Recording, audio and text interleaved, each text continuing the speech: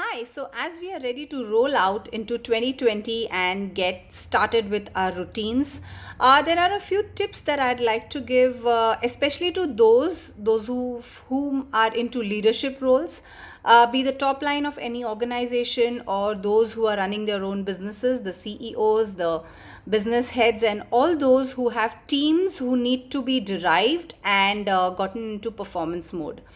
Now, last year when I was getting to analyze training needs of my clients, there was one particular problem that came across and was highlighted by most of the organizations. This problem was accountability. So, most of the people I met and most of the organizations that I trained, I had to customize my programs around accountability because the feedback that I got from people of these organizations or the business owners was that people do not listen. Performances are very difficult to be derived. It's becoming very challenging to have their employees totally engaged into their work. So based on that, there are few five tips actually that I need to give, which I would want each and every leader to imbibe into themselves.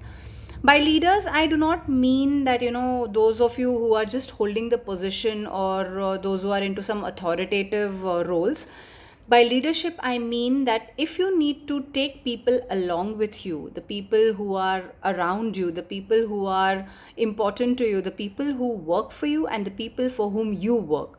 So, if you need to, influence people around you and take them along, if you need people to follow you and perform to the best of their abilities, these are some of the things which will really help you.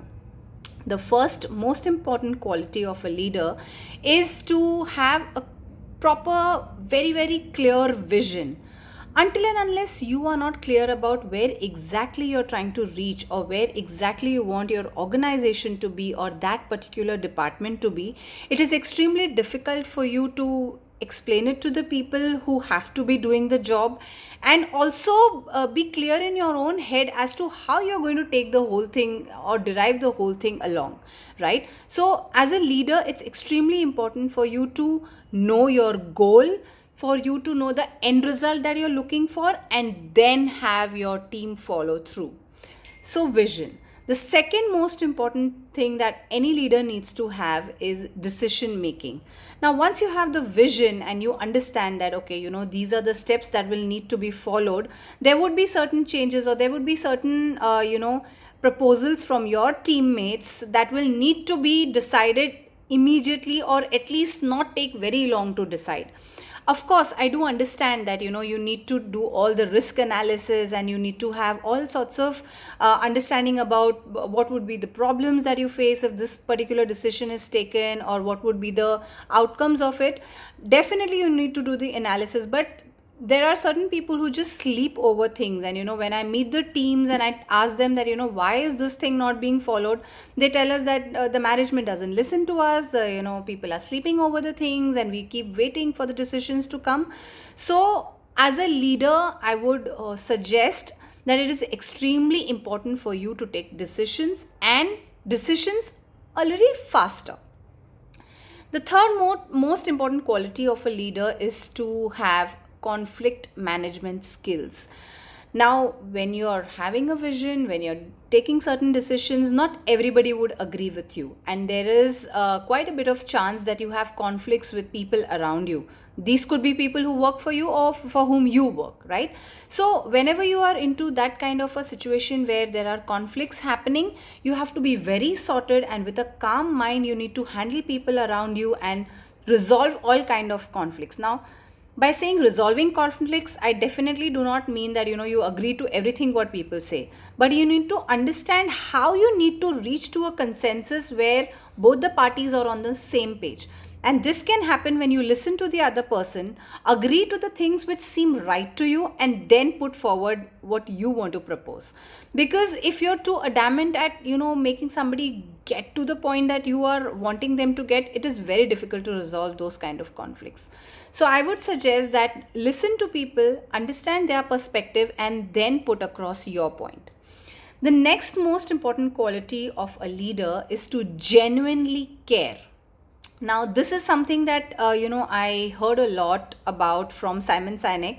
I applied it into my own life with the team that I work with, and also I tried this with the organizations that I went across to train, and also some organizations where I went for consultation. This thing really works like magic. If you genuinely care for people who work for you, and if you genuinely want to see them grow, 100 on 100% chances are that they understand this and they also move forward with you and perform to the best of their abilities, and hence the targets are achieved and sometimes overachieved, and which is obviously good for your organization and your work. So caring, being into leadership position only and only for service is extremely important, genuinely, right? Fifth and the last most important quality of a leader is mentorship. Now, by mentorship, I mean that each and every person in your team needs to be skilled enough for the jobs that they are performing.